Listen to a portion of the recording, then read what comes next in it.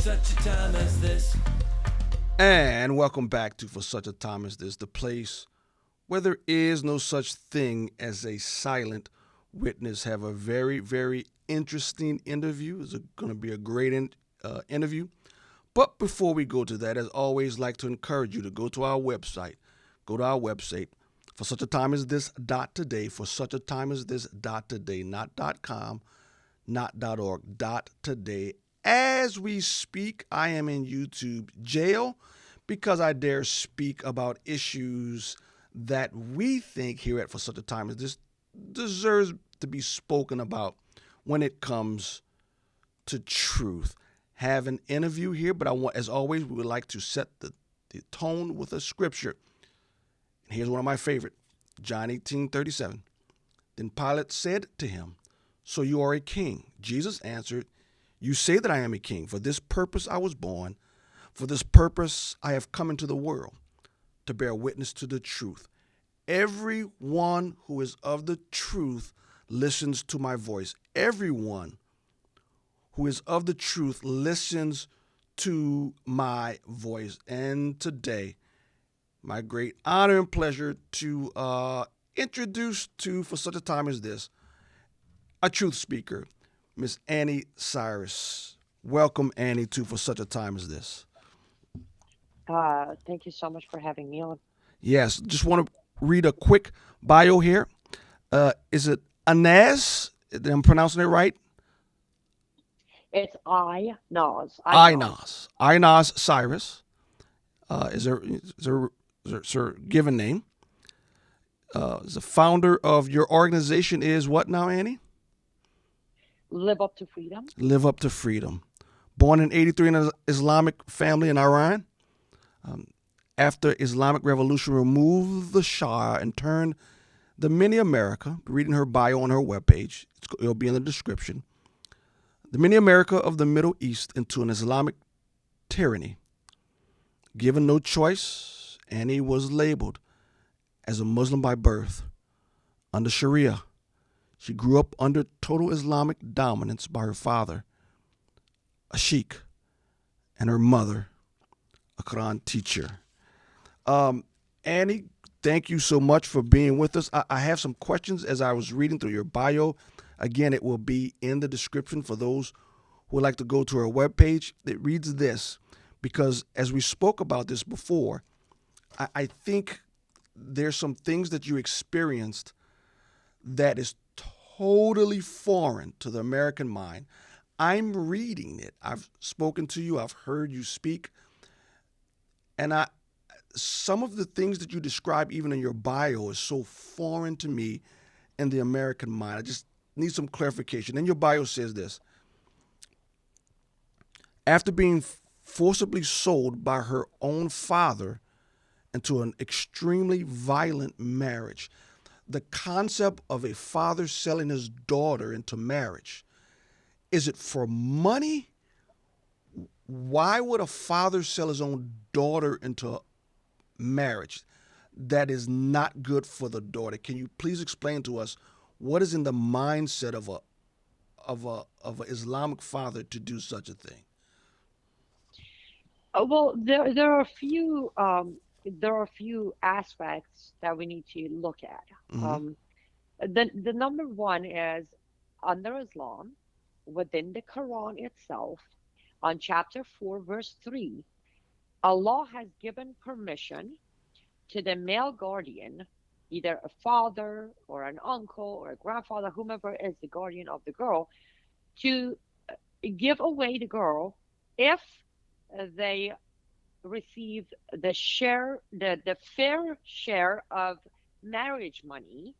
Now, that part is left up to the male guardian. Whatever you think the girl is worth, you're allowed to do that. So technically, for a Muslim man, Muslim father to sell their daughter, they are not committing a sin. They are not doing anything outside of norm, nor are they breaking any religious code. Some fathers do it for money. Mine did it for money, and also the fact that being a religious leader, I was bringing shame to the family by being a normal teenager. Therefore, he had two reasons. One, he would get rid of me as a problem.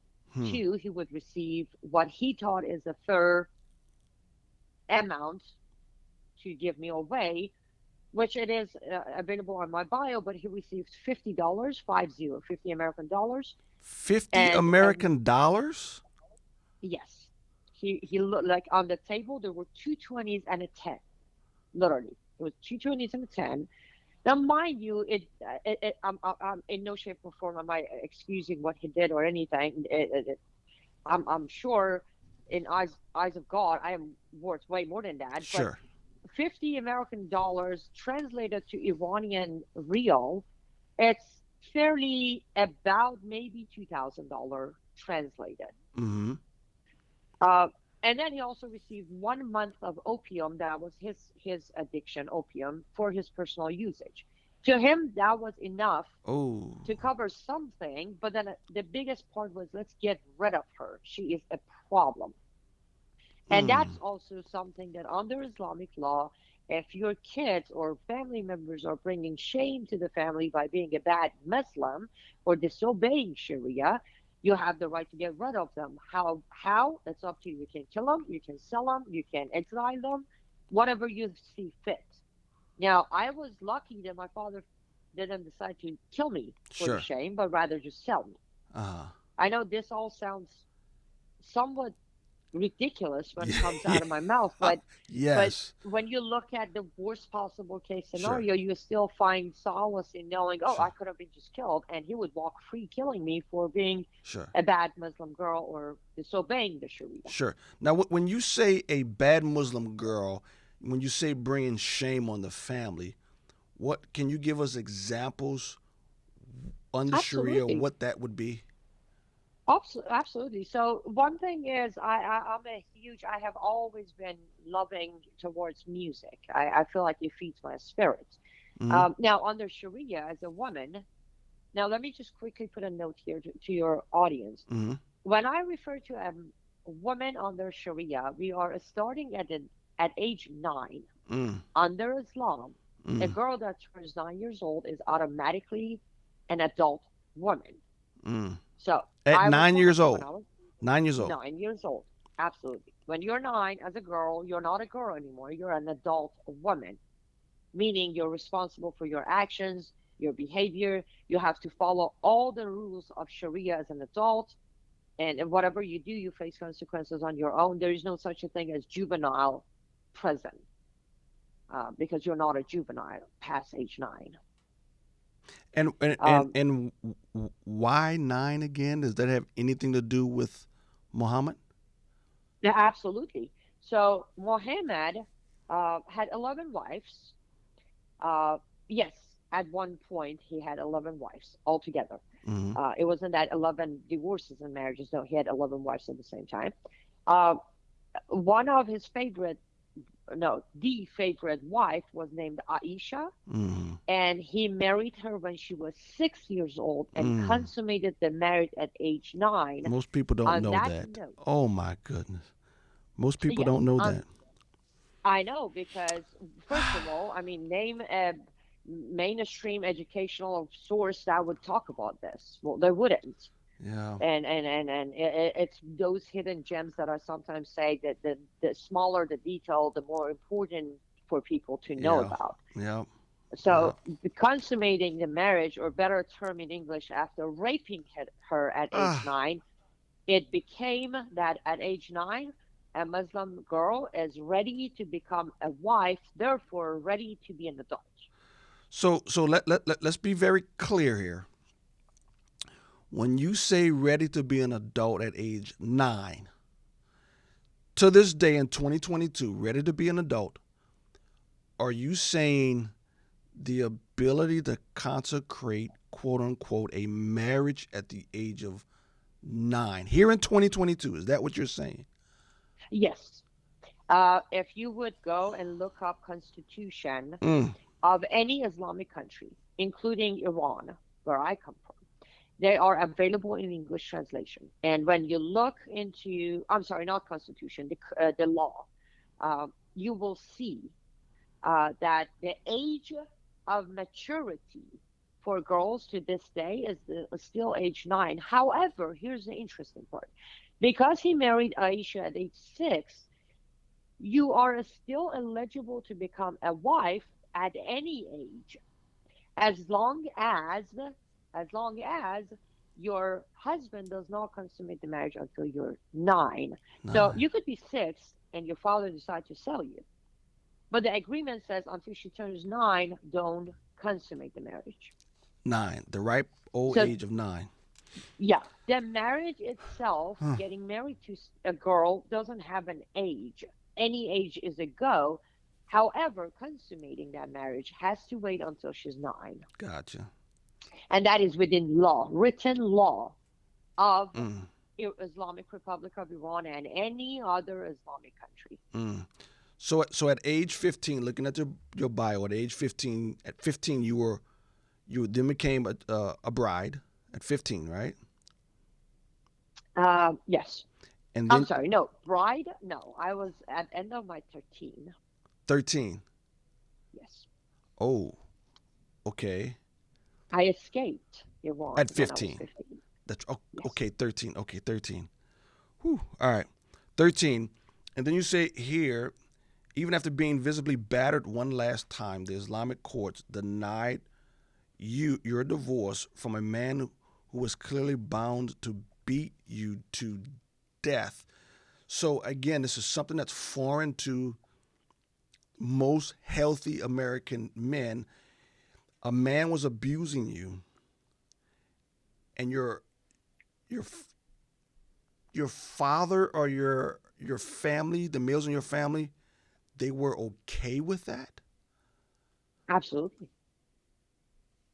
You say Again, absolutely? yeah, absolutely. Well, the problem was that I was being blamed for being beat up.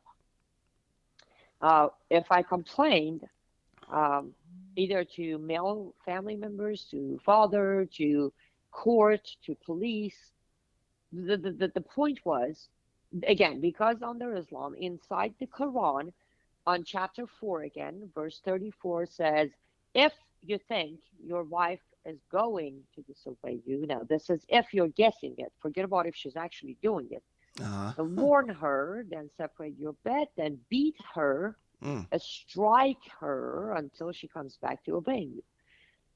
Me being the person now, mind you, when I, in my mind, when I was married to this man, later on I learned that when I was a slave to this man, um, I I I I wouldn't just put my head down and obey.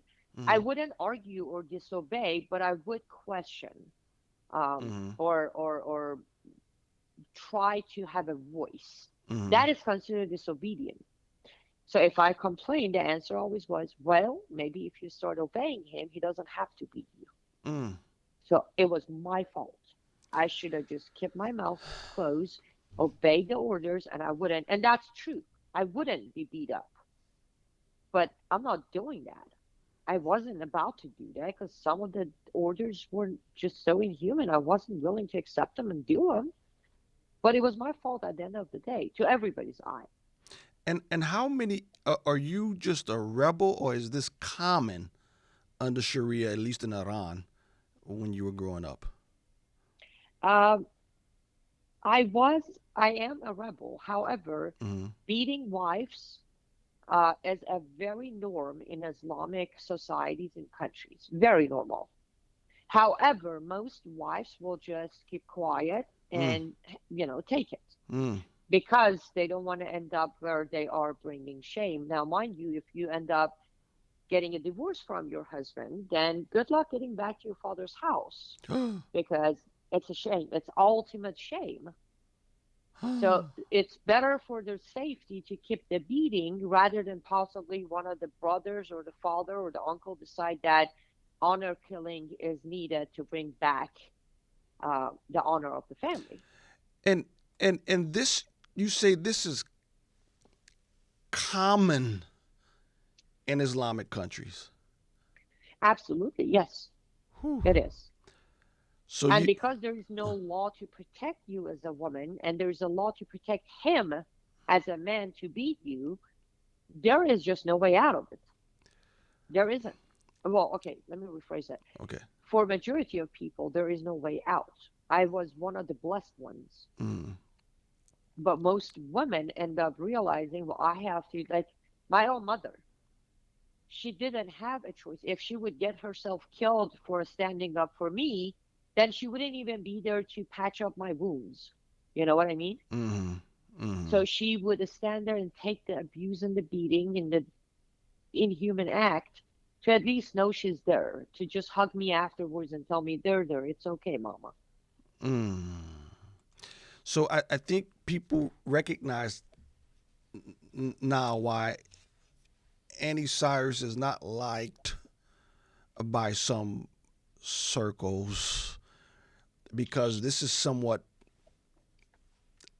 a shock to most Americans, what you experienced and what a lot of other women under Sharia experience. Real quickly, 15, you escaped, you said you gained asylum in Turkey through the United Nations. You had to stay there 3 years before you can come to America.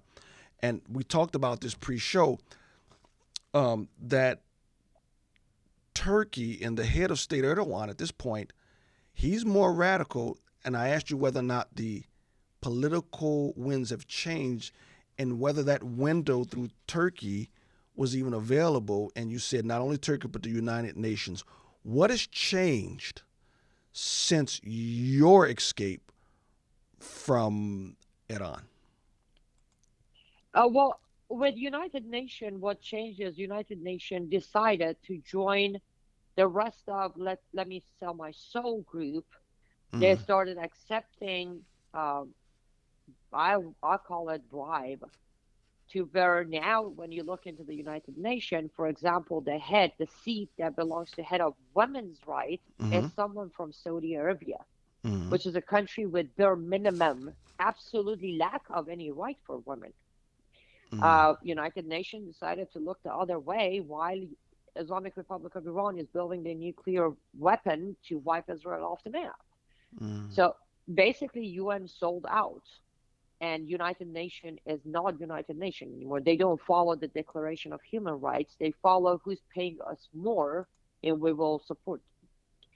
As for Turkey, what happened is Erdogan came to power and decided that he doesn't care to be part of European Union, but rather he likes to go back to the time when we had the Islamic Caliphate in Turkey, and Turkey was one of the most strict Islamic countries. Yeah.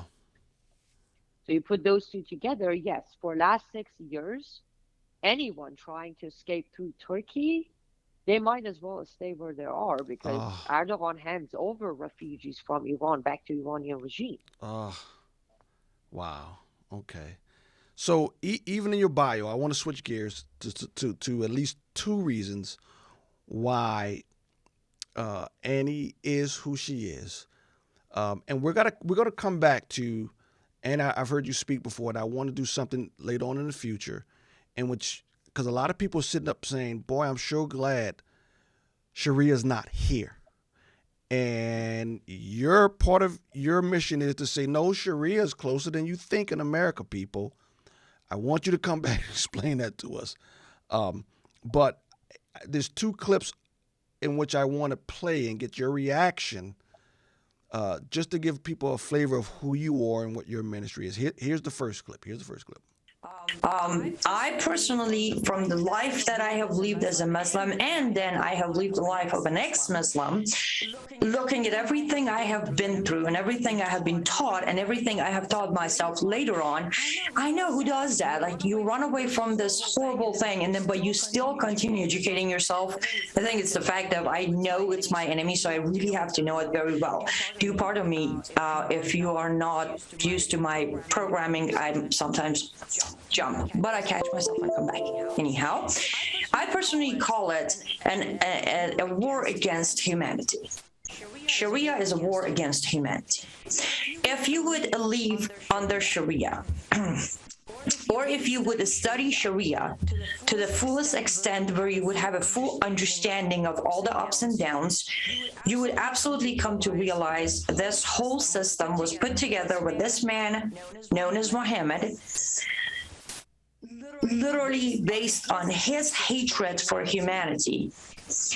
If we would go very detailed and put like a best of microscope to look, his hatred for women. Now, Annie, you can't say that. You can't. That's not politically correct, Annie, to say things derogatory of Muhammad. People, and this is why Annie is who she is, a truth teller. Annie, explain on that. You say Muhammad, this whole system is set up, his hatred for humanity and his hatred for women. Explain. Sure. So, as I said on that clip, if you do study Sharia, Yeah. now let me quickly break this because sometimes people confuse Islam with Sharia. They're two different ingredients. Oh. Islam is accepting Allah, accepting Muhammad as his last and perfected messenger, and accepting Quran as the perfected holy book. Now, is that Sharia or is that Islam. Islam? I'm sorry. That's Islam. That's Islam. Okay. And Sharia, it's a component. Translated to English, Sharia means Islamic laws.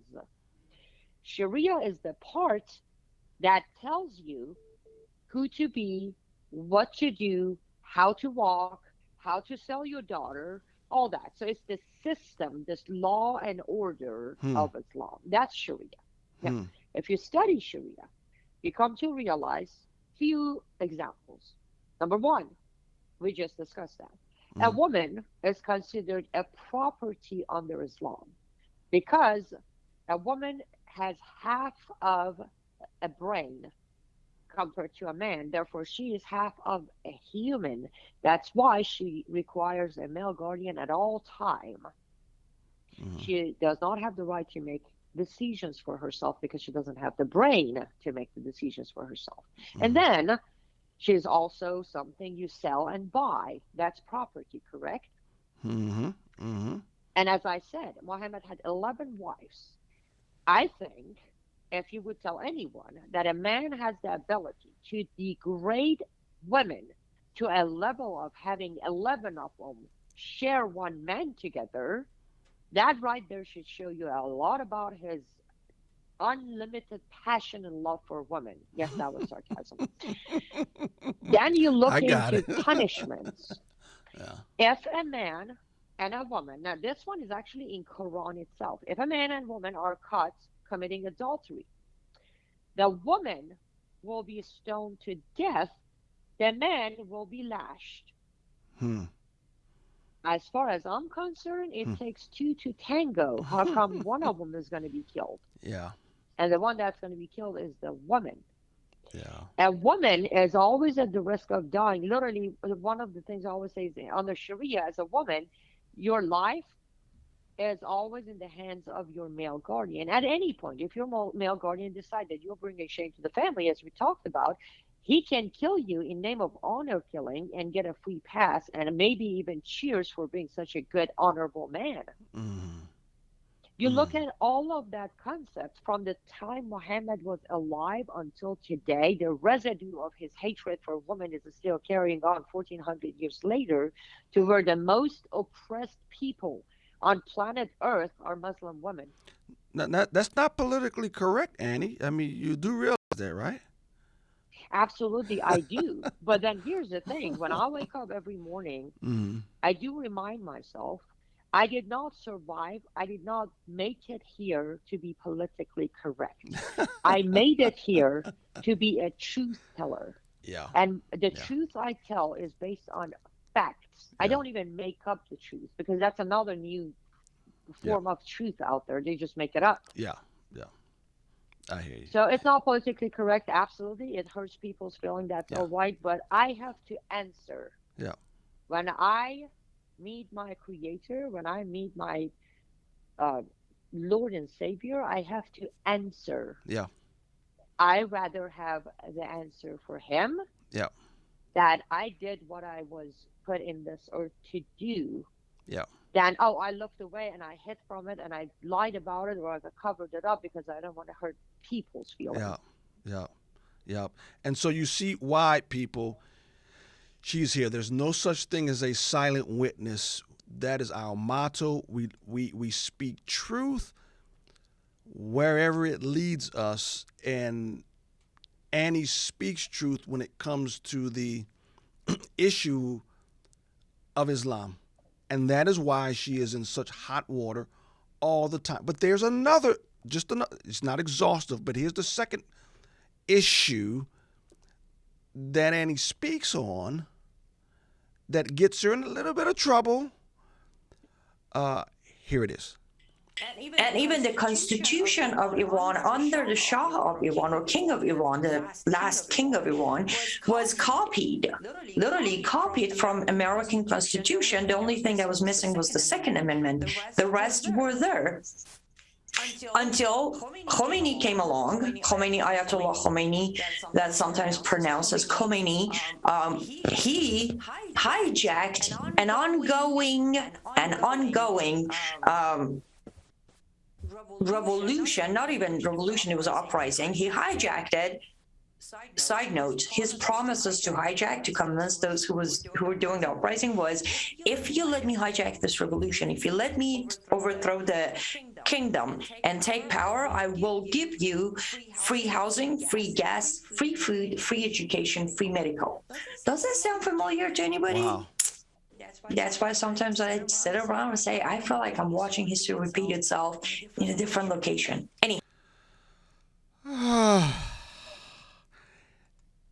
Yourself, Annie, I've spoken to a lot of Eastern Europeans. I have a lot of Venezuelan friends. I know Cubans. You all can see things that those of us who were born and raised in America can't see. You say you see history repeating itself here in America in 2022. Explain. Yes. It is harder, a lot harder for my fellow Americans to see the things we see, because they were blessed to be born in a country that freedom is given to them at birth. Where we had to earn our freedom by literally walking to complete unknown. That's how I always explain it. Where when I was smuggled out of the country, I had absolutely no clue what's on the other end. Not a clue. But I did know what's on this end, which was that he's going to either beat me to death or I'm going to have to break my soul and give in. It was such an easy choice. I'd rather go for where there might be a light at the end of the tunnel than to stay here in this darkness until I go blind. On that note, we have earned this freedom. We have worked hard and we have lost years of our life to get here. Therefore, the moment we see it touched under attack, we notice it. Now, in America, I won't even say today, starting 2009, a year after Hussein Obama was elected to office, it started then. But now it's getting to a closing point where it will be achieved. The promises, the lies, the division, the hatred that is spread between us in this country in hands of our quote-unquote called government, and worse than that, the obedience. I'm going to quickly go over the COVID situation. Yes. COVID happened. Yes, it did. It's a virus. It's real.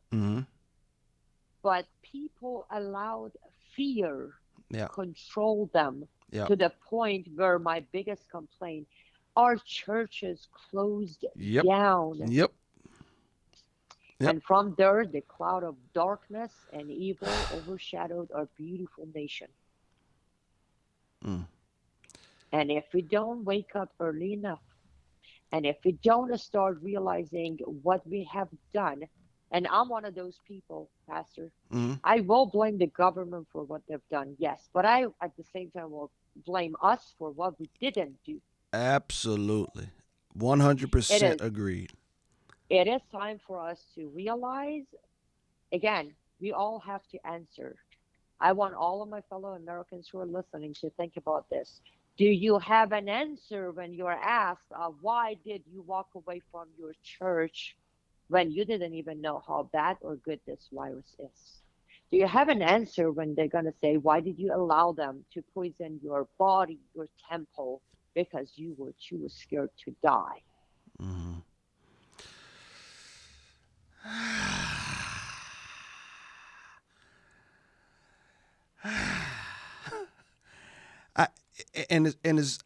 I'm telling you, I don't know one Christian that I know from Venezuela, from China, from the Ukraine, Cuba, who say, what is wrong with you Americans? You're giving your freedoms away, and you're 100% right. I don't. The world will do what the world does. It's the so-called Christians that have dropped the ball. But I do believe this. I do believe this, Annie, and everyone in the station knows that I believe God is actually separating the sheep from the goats. He's separating true churches from those who are just pretenders. And I think those who are true believers see truth, understand it. Before I go, I wanna highlight your webpage. Your webpage is up here right now. Live Up to Freedom. Live Up to Freedom. LiveUpToFreedom.com is your page here. And you can go here. You can see your videos. You can see her information here. And you can see more of her content here. Live Up to Freedom.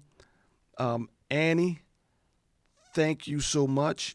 You have to come back and you have to tell us about Sharia that's here. People say we don't want Sharia here.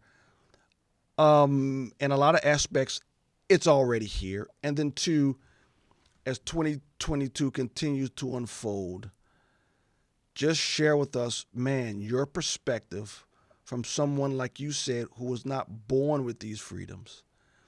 You've lived under tyranny. You see it. And you see that it's actually taking root here. Come back. Let us know about these issues later on. I'll give you the last word. Parting words, Annie. Absolutely. First of all, thank you so much for having me on. Thank you. I appreciate that. Here's what I'm going to leave you and your audience with. Yes. There is nothing, absolutely nothing in this earthly life that is more precious and expensive than your God-given freedoms. Huh. Do not compromise it for a job, for a house, for a friend, for a husband, for a neighbor. Do not compromise your freedom. Yeah. Stand up, speak up, and trust me, you shall be rewarded. And with that, we say thank you, and next time.